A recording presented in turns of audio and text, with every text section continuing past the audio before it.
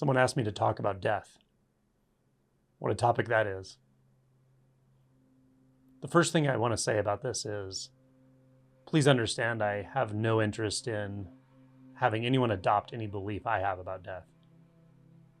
It's not about beliefs, this pointing. What would be the point of that? The other thing I want to say at the outset is, it's very common to have these profound existential questions along with the drive to awaken or to know our true nature or to realize our true nature. The funny thing about this is often those questions come up most when we start out the process, or even as we move along and start to get experiential tastes, and perhaps even for a while after awakening. But as realization clarifies, often these questions just are nowhere to be found. They just don't arise anymore. So when people ask me these types of questions, what will happen after I die? Where did my loved one go? I'm always a bit evasive. Sometimes I'll tell them why I don't really answer those questions, or sometimes I'll give an answer that is relevant to the context that we're in at the moment. But often I say something to the effect of, just wait and see if you need an answer to that question as realization deepens for you. Or I'll show you a place where you'll be so satisfied that you won't want to even ask questions like that. The questions themselves won't even make sense anymore, but you'll be having so much more fun just enjoying presence itself.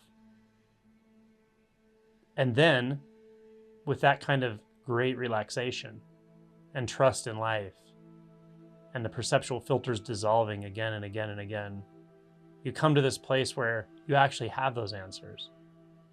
But there's no way you can talk about it. Not really. So just know that those grandiose metaphysical questions, they're not unimportant, but I think they are the mind's version of the deeper yearning you have, which is not one that can be formulated into words. With that said, some questions are so important and so potent that they can actually be the vessel or the vehicle that drops you down beyond the limits of what you take yourself to be right now. And this would be a koan. A question like, who am I? Perhaps even what is the meaning of all of this or the meaning of life? But the problem with a question like that is it can very easily lead to conceptual answers. We're not looking for any kind of conceptual answers in this process. A question like, what was my face before my parents were born? Is a great question. It's not going to lead to a conceptual answer because the mind is already bound up. It can't make anything out of that. And yet, that question directs our attention to a place that is mysterious, intriguing, sublime. So a question like that, I would never want to answer for you. So in these cases, I often direct the practitioner to utilize that as a koan, that I would never want to answer that question. I want them to answer that question, or at least look for the answer, experientially, not conceptually. And I might give some advice on how to direct their attention or where to start looking, maybe something like that. But generally speaking, I tell them to trust their gut, trust their instinct. Let that question drop in to their experiential sense of self or life happening now or awareness and see where it goes. Follow it down, follow it in, follow it to nowhere. So in some cases, I prefer you answer the question or you ask yourself the question or you experience the question and just leave me out of it because I know where it's going to lead you.